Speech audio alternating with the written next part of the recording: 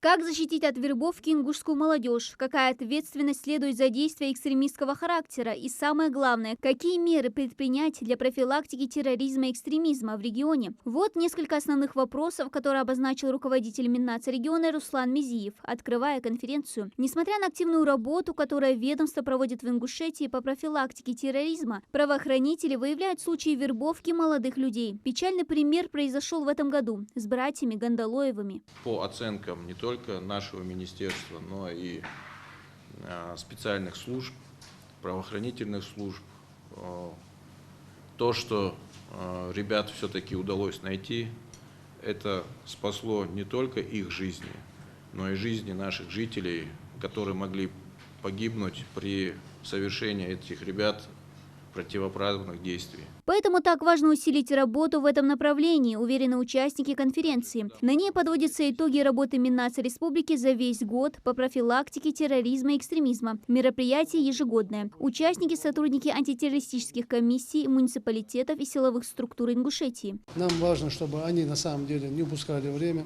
не упустили самое драгоценное время, то, что у них есть сегодня, получили образование, стали хорошими специалистами в своей сфере и таким образом приносили пользу в первую очередь и своим семьям, и своим родственникам, и своей республике, и своей родине.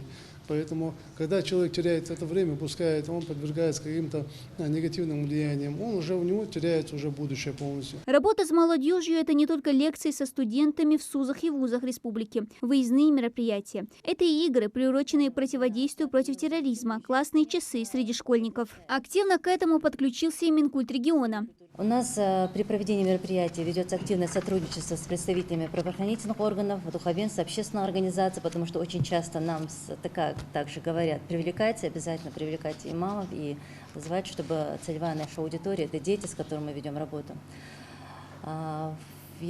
Основные это у нас школьники, учащиеся СУЗов, студенты вузов. Однако, как заметили в Миннаце, теоретических знаний о таком понятии, как экстремизм и терроризм молодежи, не хватает. К примеру, как не попасть под статью из-за неправомерных действий в соцсетях. Как пример, комментарии некоторых пользователей, связанные с ситуацией в Палестине. Тоже были очень большие, очень много, было комментариев, разжигающих межнациональную рознь, которые несли экстремистский характер.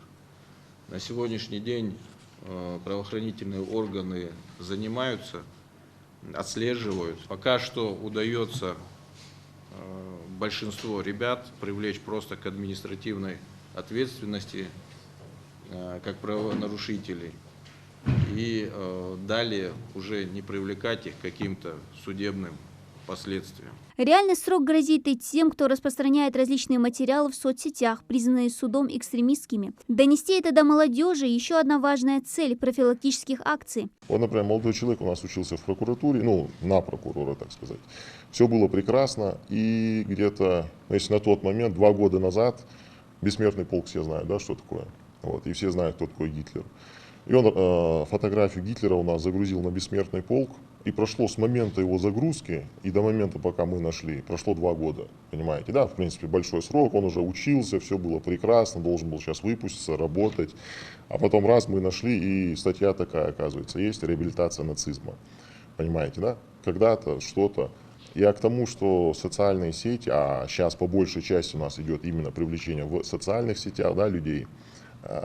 Социальные сети, они ничего не забывают, если там кто-то когда-то что-то написал, это уже остается у нас, можно сказать, навсегда.